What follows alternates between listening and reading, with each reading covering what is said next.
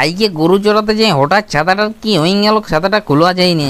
চলো তাহলে সব প্রথম থেকে শুরু করা যায়। সকালে বাগানে ঢনিকে ঢনিকে ঘরে আসি, মার ভাত আর আলু ছানাটা পুরো ধসাড়ে মারে দিয়ে নি। চিনো ঠাকুমা আগুন ধরাতে পারে নাই, খাঁচিয়ে ধোঁয়াছে, তাই ফুঁকলিটা দিয়ে খাঁচিয়ে ফুঁকি ফুঁকি আগুনটা ধরাই দিলাম। তারপর ছাতাটা জল বোতলটা নিয়ে গরু গিলাকে ইঁড়কে নিয়ে চলে গেলাম গরু চড়াতে। গরু গিলা ছাড়িয়ে দিয়ে নিয়ে খাঁচিয়ে রোদ লাগিয়ে দিল, তাই ছাতাটা খুলিয়ে দেখছি ছাতাটা সিঁক গিলা সব এলোমেলো হয়ে গেছে, তার দিয়ে বাঁধতে হবে কেবল। তাই একটা ছিঁড়া ছিঁড়ি তার দিয়ে ছাতাটাকে পুরো জুত করে বাঁধি নিলাম। ছাতাটা পাকায় নিয়ে আড্ডে বসিলাম, তখন দেখছি ছাগল ভেড়া গিলার গায়ে দমে রোদ লাগছে, তাই ছাইড়াটাই এসে দাঁড়াচ্ছে। তারপর দেখছি না দমেই তালো ফাটা রোদ দিছে, তাই ছাগল গিলা দেখছি সব মিড়কে ঘর চলে যাচ্ছে।